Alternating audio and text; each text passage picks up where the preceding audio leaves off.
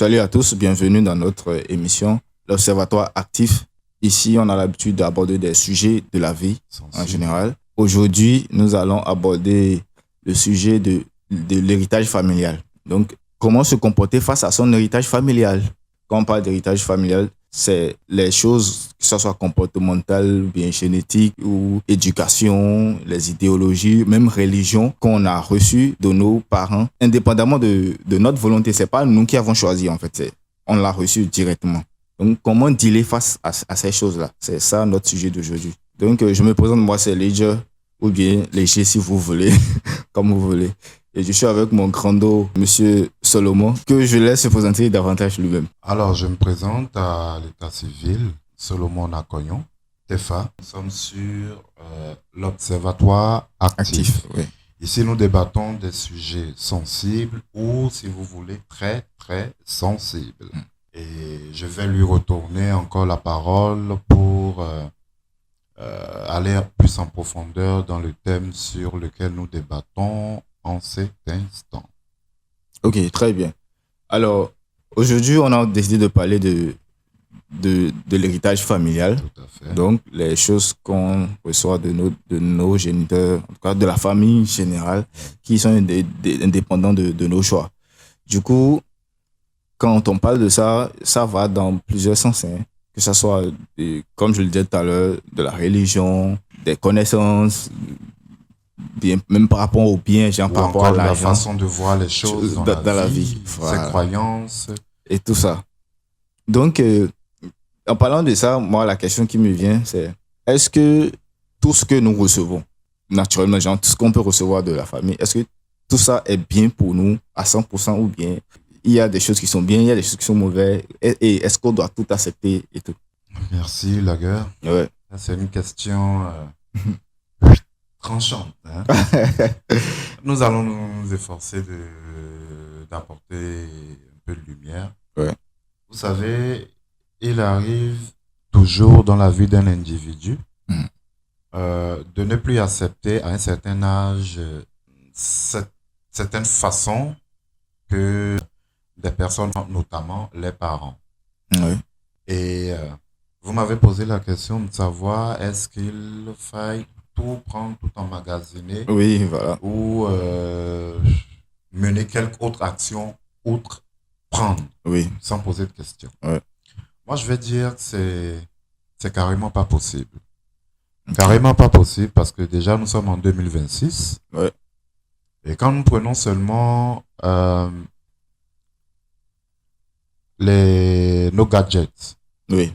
notamment notre téléphone, Oui. que ce soit, je vais pas faire de pub, mais peu importe la marque, peu importe l'édition, Oui. chaque mois, moi en tout cas, je reçois des rappels de mise à jour. Oui. Du système d'exploitation, si vous voulez, parce que moi, je suis pas trop intique. Et il arrive, comme j'étais en train de le dire, de dire souvent à nos proches, sauf le respect que je te dois, excuse-moi, mais je ne peux pas accepter ou accueillir ta façon de me parler ainsi. Et je dis souvent à ceux qui sont ouverts à le recevoir que le moment où tu dis à une personne, tu ne peux pas me parler ainsi, ou tu devrais mieux me connaître et me parler selon, pas pour nourrir son ego, mais est-ce que c'est parce que, par exemple, un adulte est adulte ou une personne est plus âgée qu'une autre personne, qu'elle se sent dans le droit de lui parler comme un enfant, disons un ado ou même un jeune adulte?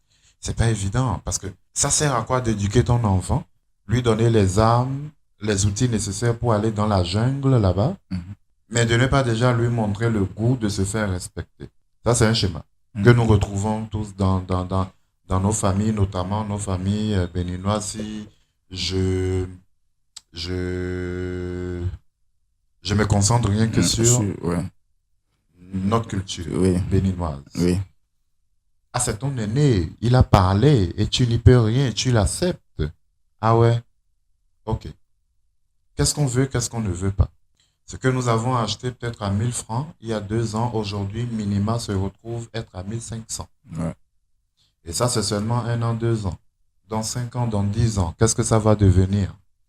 Alors, vous dites éduquer l'individu pour qu'il puisse avoir les armes pour s'en sortir dans la jungle de la société dehors. Mais dedans, vous ne lui donnez pas le goût de recadrer, de ramener une personne, qu'elle soit narcissique, perverse ou bref, de basse vibration, à mettre un stop.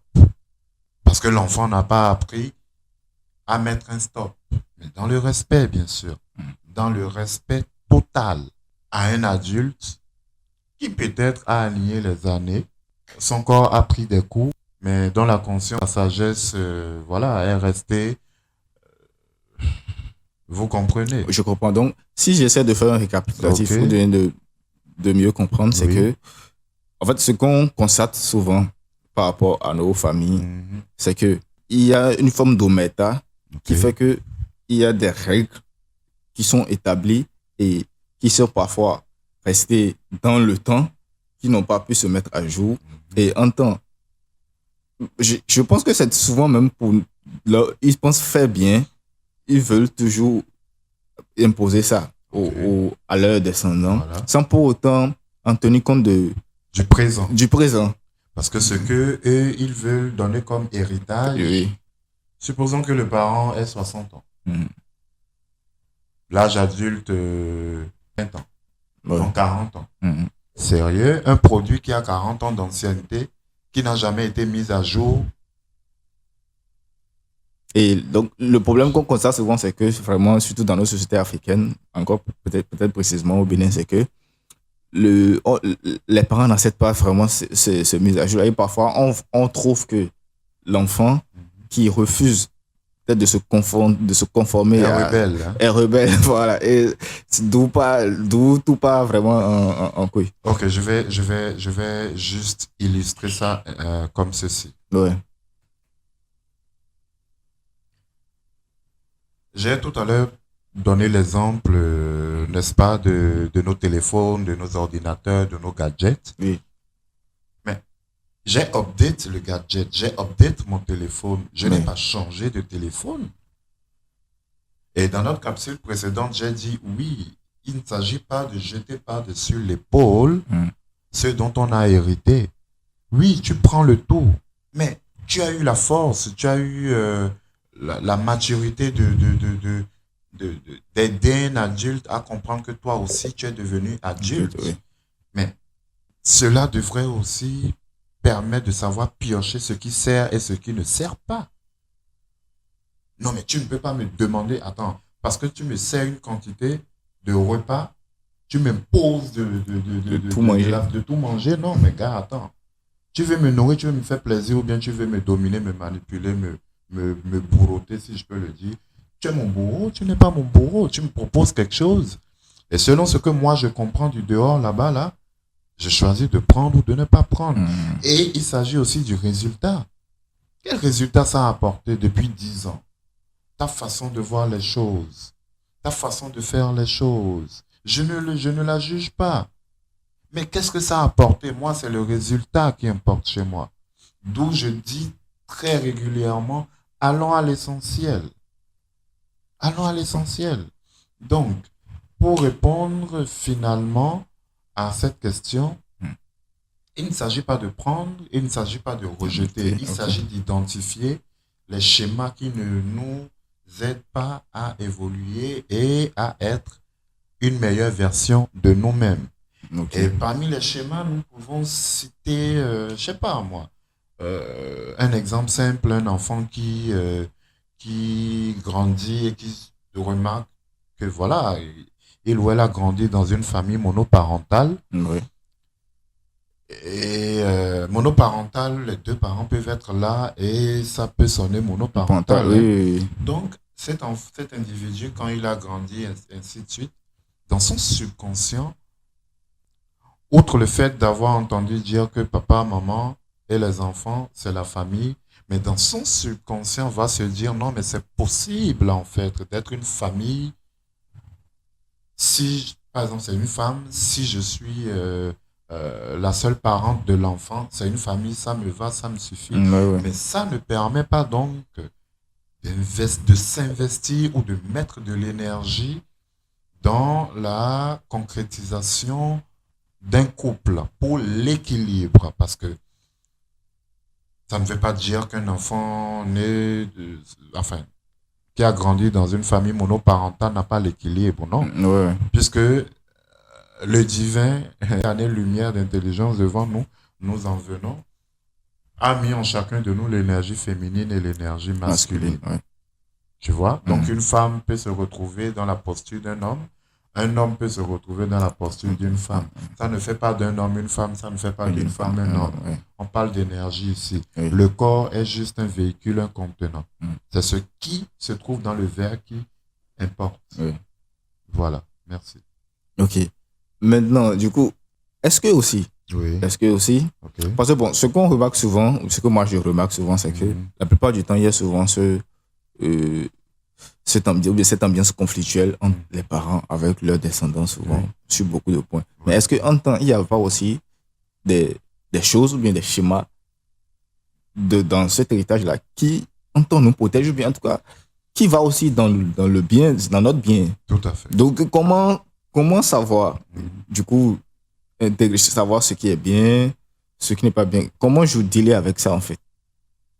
Bon, c'est la question que je me pose. Hein. Donc, tu veux dire comment identifier donc, ce en fait, qui avantage et qu'il faut garder et ce qui n'avantage pas. Et qu'il faut peut-être soustraire ou bien faire abstraction. Ou update, voilà, c'est mettre ça. À jour. Oui, voilà. Ah, ok.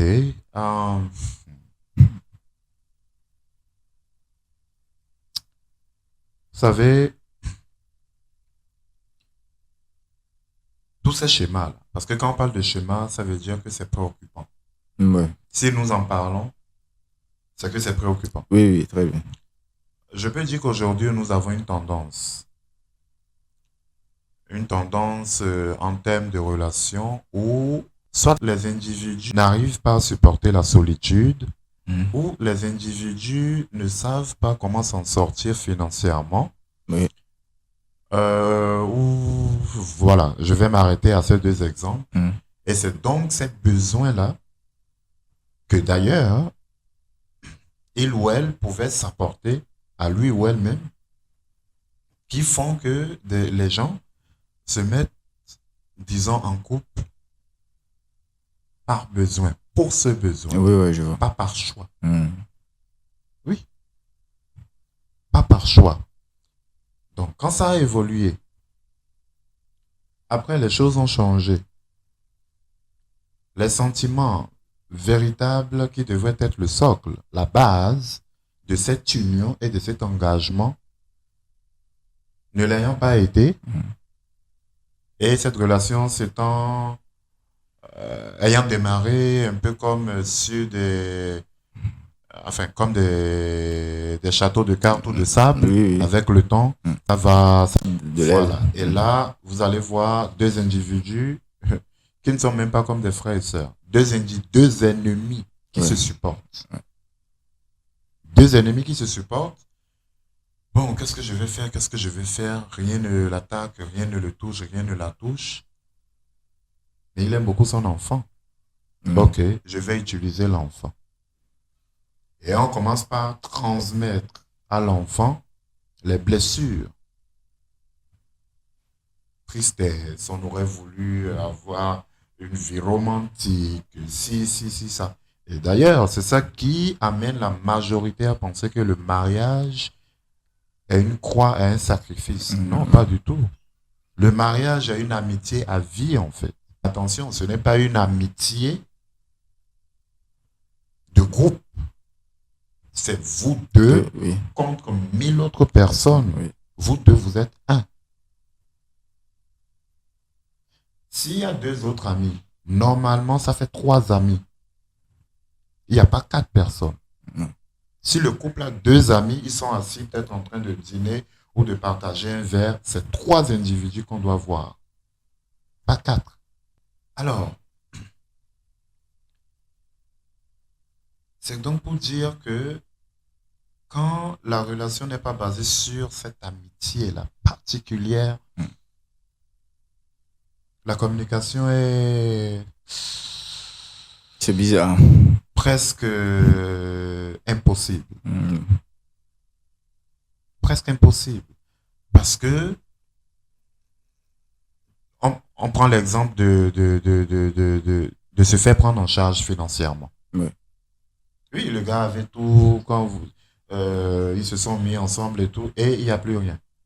Mais voilà, quand il y a eu 2 enfants, il n'y a plus de carburant. Puisque c'est ce carburant qui m'a amené, enfin, qui a amené cette femme-là dans le couple. Oui, oui. Mais le carburant n'existe plus. OK.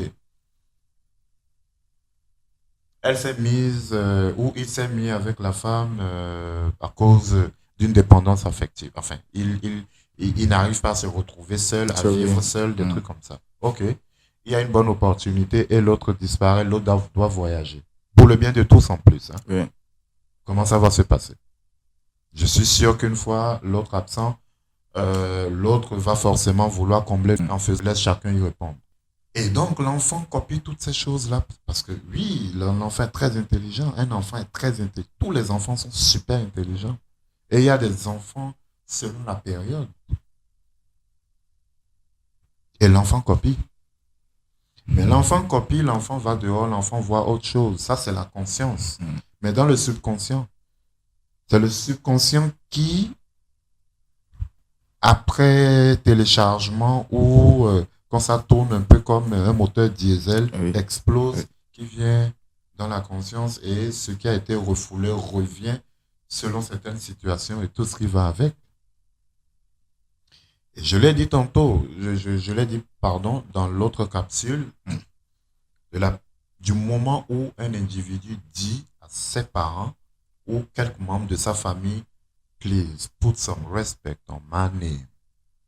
Accorde-moi le respect. Vois-moi selon qui je suis et pas selon qui tu veux que je sois pour toi. Oui, parce qu'il y a des parents qui ne veulent pas, qui sont dépendants de leurs enfants et qui ne veulent pas que les enfants quittent le nid. Ça, c'est surtout en Afrique. Alors que, en Outre-mer, en Europe et un peu enfin, dans les pays occidentaux, si on peut occidentaux, dire. Voilà, merci. Oui. Mais gars, à 19 ans, on peut te frapper à la porte un matin et te dire, gars, libère-nous. Voilà ce qu'il te faut. Va te chercher. On te fait un prêt de tel montant. Va te chercher. Mais nous, non. Il suffit juste que tu poses un problème à un membre de ta famille, on va tout de suite te demander de venir t'asseoir chez toi, en fait. Homme comme femme, hein. Ouais. Homme comme femme. Dépendance. On rend l'enfant dépendant ou dépendante de sa présence.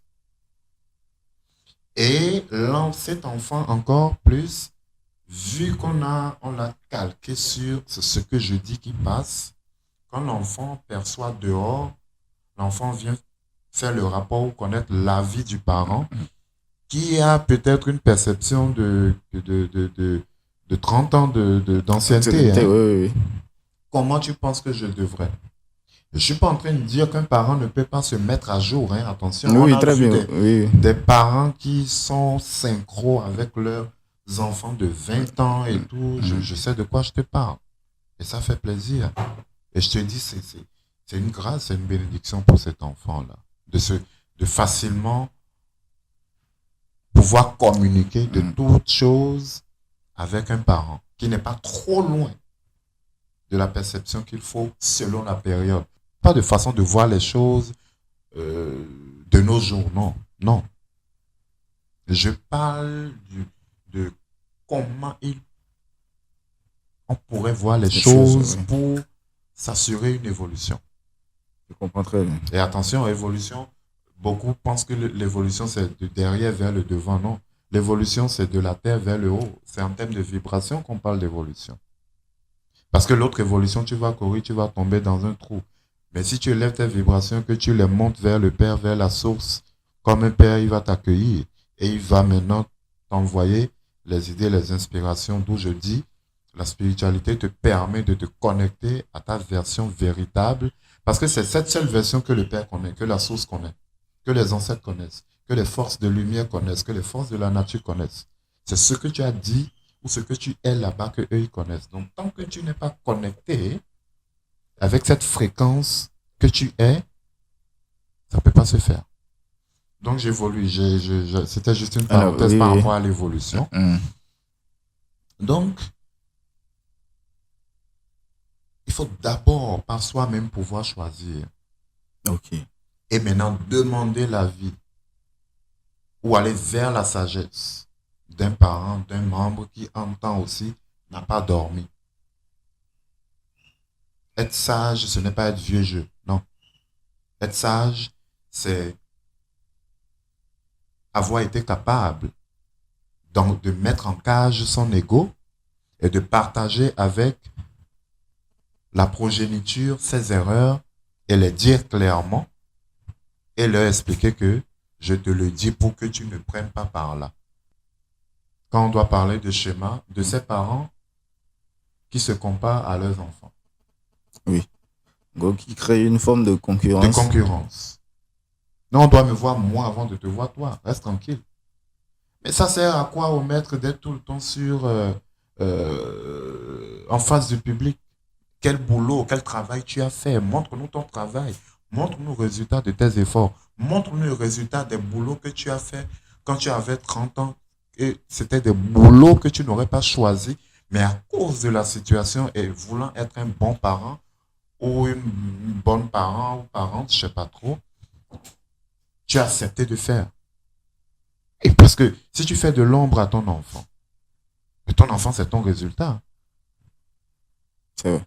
Ton enfant, c'est ton résultat. C'est ta fierté. Okay, qui a fait l'enfant? Oui, qui a fait l'enfant? Donc, le problème qu'il y a souvent, c'est le fait que les parents, j'estime que eux, ils sont toujours, dans leur tête, ils sont toujours dans la démarche de bien faire. Mais finalement, ils finissent pas aussi pourrir la vie de Exactement. En de fait, cet enfant. c'est pour ça que je parle de... Et je sais pas si je mets un peu la charrue devant les bœufs parce que je pense qu'il y a cette question qui vient. Oui. Ce n'est pas une question de comportement. Franchement, je suis très reconnaissant. Moi, personnellement, je ne pense pas que côté matériel, j'ai eu à manquer du minimum qu'un enfant devrait avoir. Oui, je sais de quoi je parle. Je parle du matériel. Mais est-ce ça l'héritage? Est-ce ça ce qu'il faut? Je ne vais pas rentrer dans les détails, c'est personnel.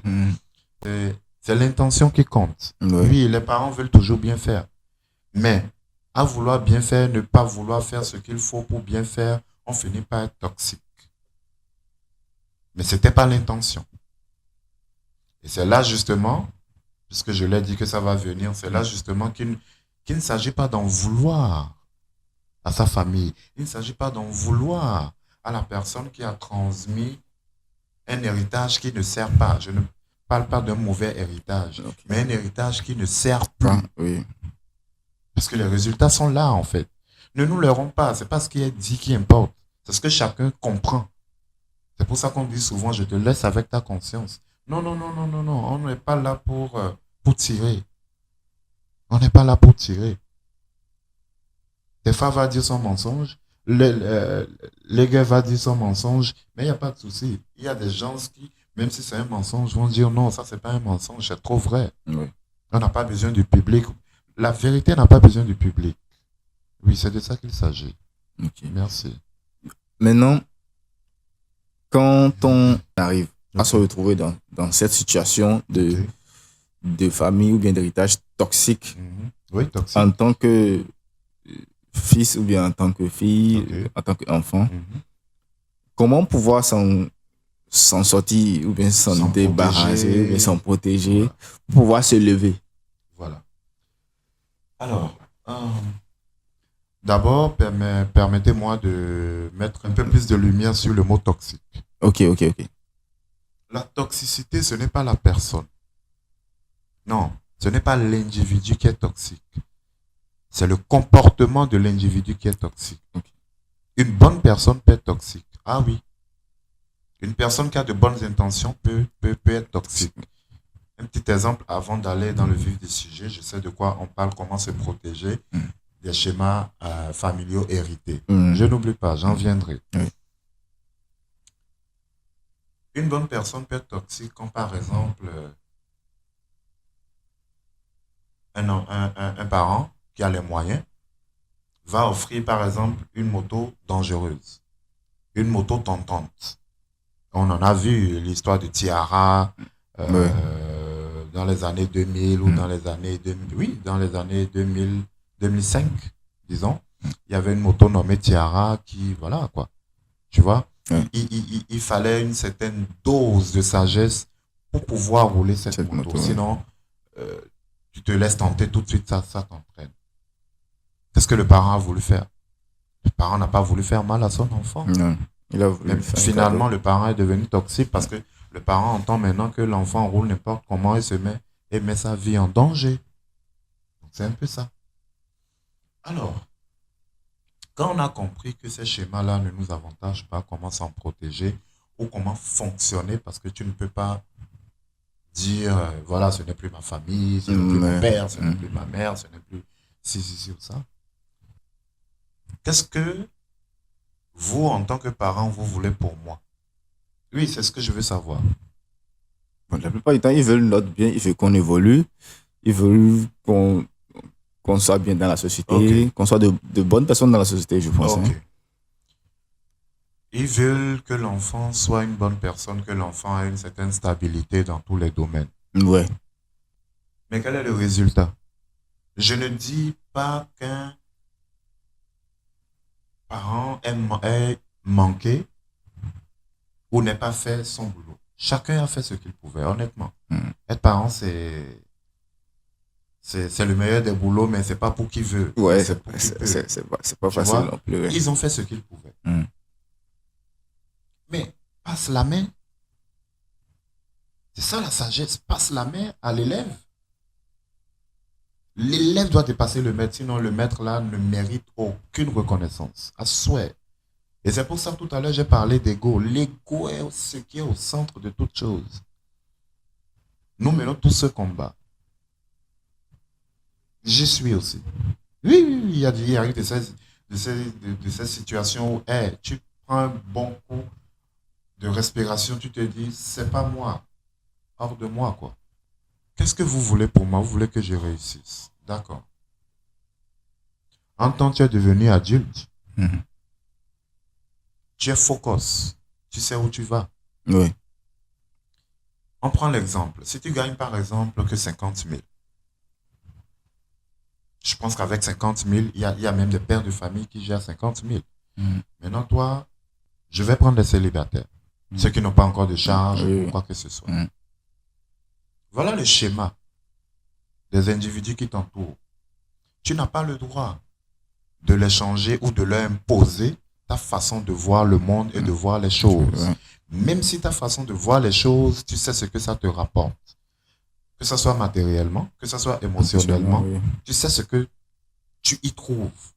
Tu ne peux pas forcer l'autre à voir comme tu vois les choses. Il y a là le libre arbitre.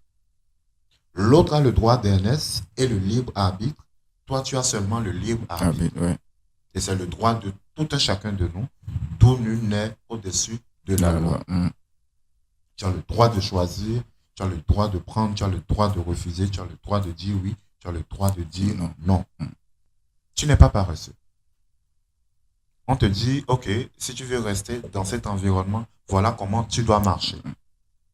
Si en temps, tu avais hérité d'une dépendance affective, de l'incapacité à voler de tes propres ailes, malgré le fait que les oiseaux quittent le nid, c'est par là qu'il faut commencer. Personne ne te retient dans tes membres de la famille. Donc c'est parce que je m'éloigne de vous que je ne vous aime pas, ou que vous allez maintenant me détester, que je vais devenir votre ennemi. Ok, c'est vous-même qui mettez à nu vos intentions. Parce que d'ailleurs, vous ne m'avez pas donné vie dans la maison de mon grand-père. Vous m'avez donné vie dans votre maison. Que ce soit en location, que ce soit une maison que vous avez construite. Oui. À quel moment est-ce que moi je pourrais aller donc profiter de mon indépendance? Je ne parle pas de liberté parce que la liberté, elle est glissante et elle est dangereuse. Je parle d'autonomie et d'indépendance. À quel moment est-ce que je connaîtrai ce qu'il y a dehors? Si vous étiez éternellement là avec moi, il n'y a pas de souci. Je vous laisserai tout gérer. Mais quand vous allez partir, que m'auriez-vous laissé? Ce qui n'a pas marché durant des années, des décennies, je ne dis pas que ça n'a pas marché dans le passé. Mais si vous êtes dans l'ego, vous n'allez pas accepter le fait que ça ne donne plus. Mais sortez-moi un Alcatel de nos jours. Sortez-moi... mais attends. Il y a des applications qui ne peuvent plus s'utiliser sur des supports, sur des téléphones ou des ordinateurs. Ouais. Ce n'est pas pour rien. La vie est quelque chose qui tourne sur elle-même. C'est-à-dire, les petits plats dans les grands plats, les petits plats dans les grands plats, les petits plats dans les grands plats. Quand tu regardes autour de toi, tu vas voir que toute chose est la miniature de l'autre chose. Ou toute chose est la nature en grand format de toute chose. Plus grande de l'autre Voilà. chose, oui. Tu vois? Comment se détacher? Tu es obligé de t'éloigner. Tu t'éloignes pour pouvoir désapprendre. Tu ne peux pas rester dans le même bain et vouloir apprendre une chose nouvelle. Non, on ne va pas te laisser faire. Et tu ne peux pas leur en vouloir, par amour inconditionnel. Donc le mieux, c'est de s'éloigner et leur laisser le temps de comprendre. Ne pas cesser de le dire à ta manière, peut-être par tes comportements. Tiens-les bien loin. Si tu as fait le travail sur ta personne, quand ils viendront vers toi, tout de suite, tu vas identifier que telle personne a fait le travail de l'ombre, qu'on appelle le shadow work, qu'on appelle, si vous voulez, le développement personnel ou spirituel. Spirituel, c'est-à-dire développement personnel, je l'ai encore dit.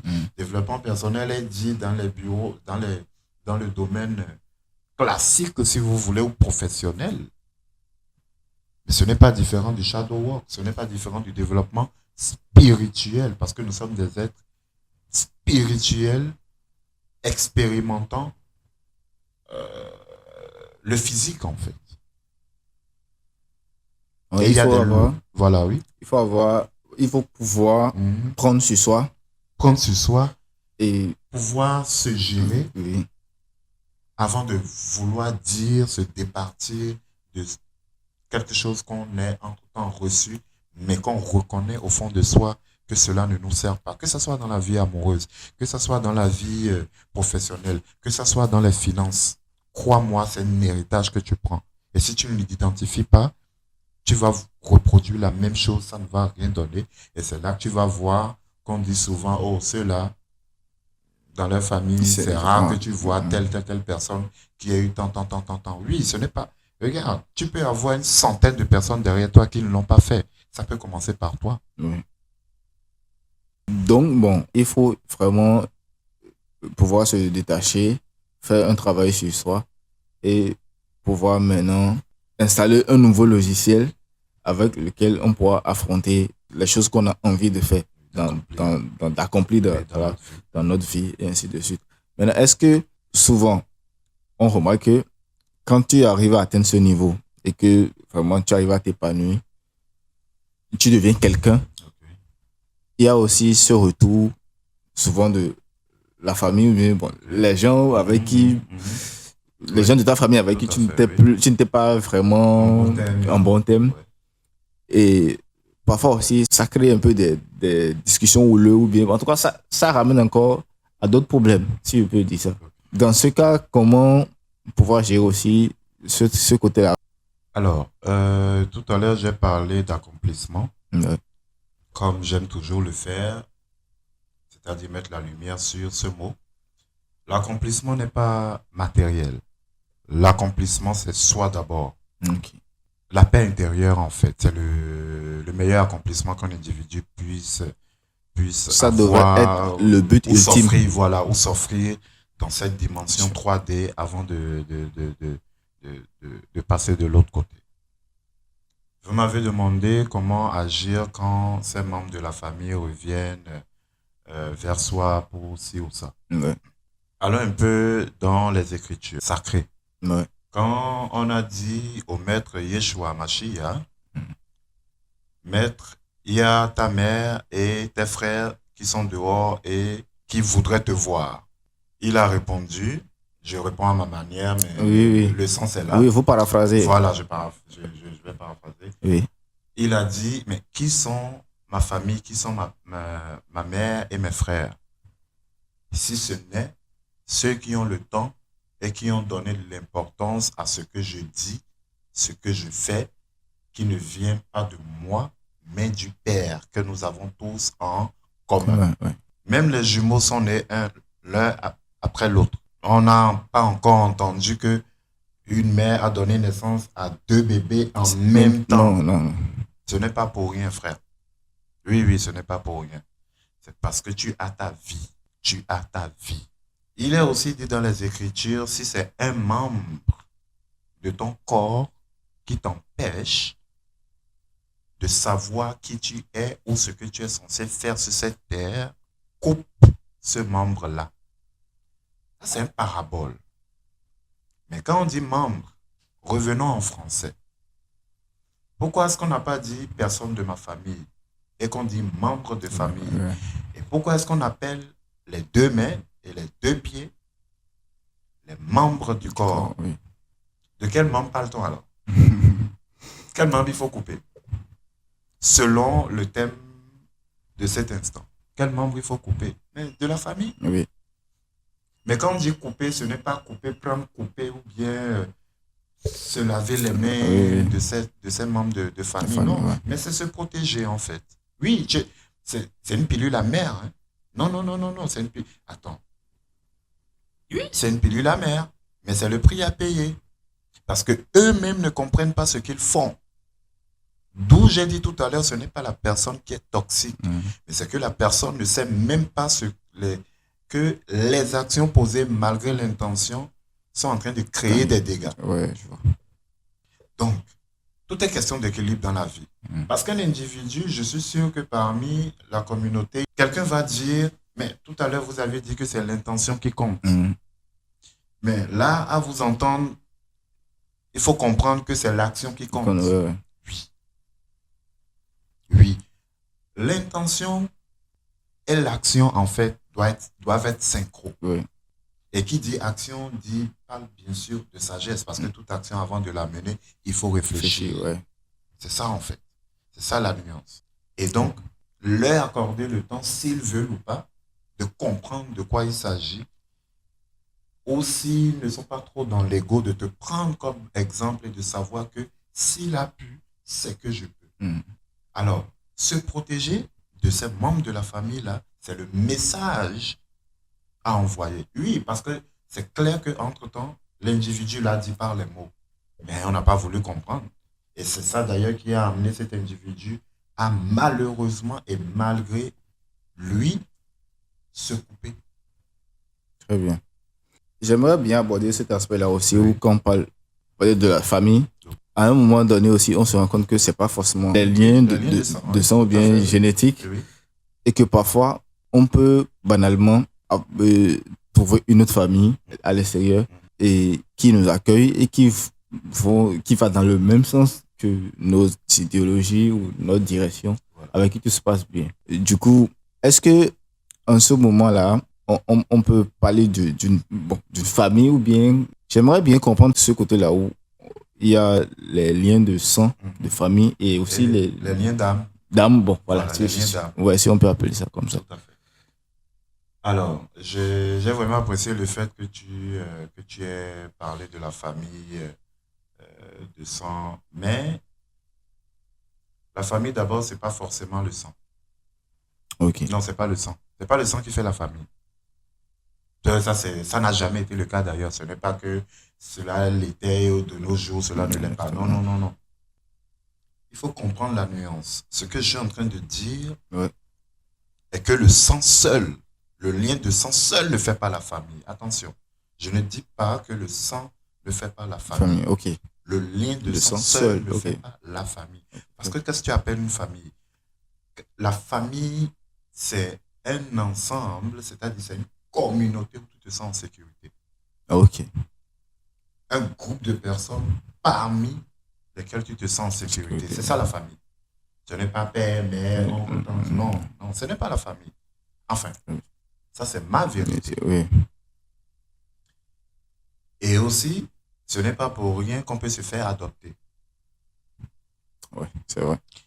Et aussi, ce n'est pas pour rien que un enfant amené du village fasse plus la fierté d'un couple que leurs propres enfants. Les gens confondent la durée d'une chose et sa qualité. Pour certaines personnes, s'ils connaissent la personne depuis 20 ans, c'est que ça doit mourir avec. Mais toute chose a une date de Bien sûr, péremption. ouais. Toute chose a une date de péremption. Est-ce que c'est parce que vous n'êtes plus en contact? Parce que A a laissé le temps à B de se construire que vous n'êtes plus amis? Loin des yeux, près du cœur. Mais qu'est-ce qu'on en fait en fait? Tu ne peux pas avoir, à certaines périodes de ta vie, tu ne peux pas avoir des individus tout le temps, j'ai bien dit tout le temps, entre tes pattes et pouvoir réussir. C'est impossible. Il y a une période d'ermitage qu'on ne peut, c'est-à-dire auquel on ne, à laquelle, pardon, on ne peut pas échapper. Ça ne veut pas dire qu'on n'est plus amis. Ouais. Non, pas du tout. C'est pas parce qu'on ne traîne plus ensemble qu'on n'est plus amis. Pas du tout. Je ne peux pas venir te mettre sur le dos les résultats de ma vie, de mes choix précédents. Ouais, c'est vrai. Lien d'âme, lien de sang. Je voulais expliquer le lien de sang et faire comprendre ou partager à qui a cet esprit et ce cœur ouvert que la durée ne détermine pas la qualité du voyage. Et le lien de sang ne détermine pas la qualité de la relation ou du lien. Ouais. Je n'ai pas demandé à naître. Ok, ça c'est ce qu'on dit sur Terre, on est dans la 3D. Même si de l'autre côté, c'est nous qui avons demandé que ça faisait partie du plan divin. Mais si on rentre dans la 3D, vous êtes d'accord avec moi que est-ce que l'enfant a frappé le ventre de sa mère pour dire, mère, donne-moi un c'est on est indépendant on de... n'est pas en mode Kirikou ici. Ouais, c'est indépendant de notre volonté. Voilà. On arrive et on vient constater. On vient constater. Oui. Et c'est d'ailleurs même certains enfants s'amusent pour taquiner un peu les parents, disent, je n'ai pas demandé à naître, donne-moi, j'ai faim, je t'ai dit. Mais voilà, oui, bien sûr. Très bien. Maintenant, l'individu n'a pas demandé à naître et doit rester scotché aux règles, aux envies qui ont amené l'individu à fixer des règles. À quel moment tu vas profiter de ta propre vie, en fait? Oui, si tu dois dire famille, famille, ou tu dois dire amitié de longue date, ok, il n'y a pas de souci. Tourne en rond. Non, non, non, tourne en rond, il n'y a pas de souci. Ok. Et donc, pour aller un peu plus en profondeur, c'est à travers les liens de sang qu'on retrouve, c'est-à-dire la famille, qu'on retrouve maintenant sa famille d'âme, parce que l'âme est plus importante que toute autre chose, que le sang, que le physique. L'âme est dans le sang. C'est l'expression de l'âme qui est le sang. Mais l'essence, c'est l'âme.